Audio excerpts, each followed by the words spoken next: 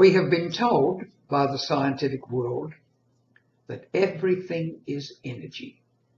Everything is vibration. This includes not only the things that we can see, sense, smell, hear, but those intangibles beyond our ken.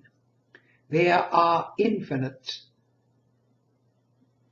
ranges of frequencies, so incredibly short and small that we cannot even grasp what they would be like, and so long that in wavelength that we can't understand those either. We know a little bit about the electromagnetic spectrum, radio waves, TV waves, etc., microwaves, and of course the technology of very, very short wavelengths which we use in our mobile telephones and this sort of thing. But if everything is vibration, and I believe it is, then obviously the heat that we radiate from our bodies is vibration of a certain spectra or spectrum, from the longest wavelength of heat to the shortest, and then that gives way to something else.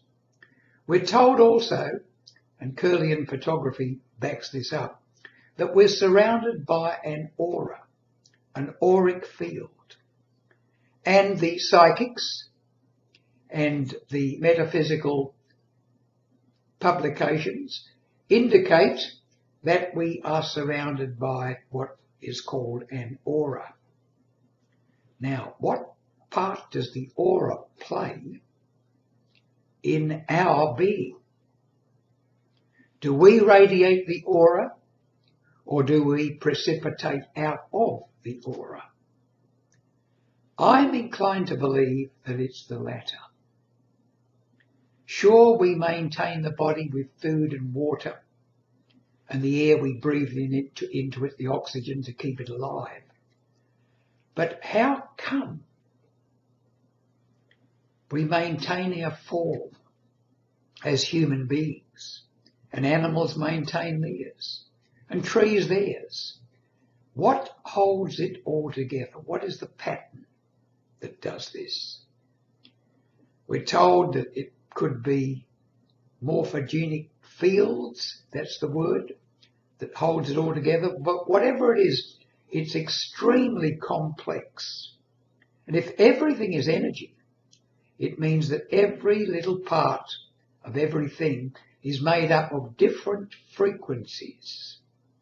Not a frequency, but myriad spectrums of frequencies, all interacting together to present to us our consciousness through our ability to see light reflected from something into our eyes. It's just so wonderful. I'm fishing here for words. But my meditation practices, which are now in the 36th year, has convinced me that we are all vibration. Our bodies are nothing but vibration. And our consciousness can go deep into that vibration.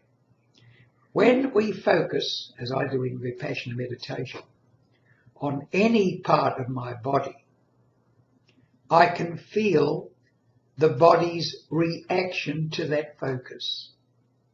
In other words, if I focus on an area, say as big as a 20-cent piece at the top of my right shoulder, I can feel my body reacting to that concentration as a pushback, as a resistance. And if I keep it up in that particular point, it might even cause my body to react, even to the extent where I flinch or a groan might come out of me. Now, where does that come from? I remain conscious, and yet my body is feeling it, feeling the suffering, feeling the angst. Which brings me to this.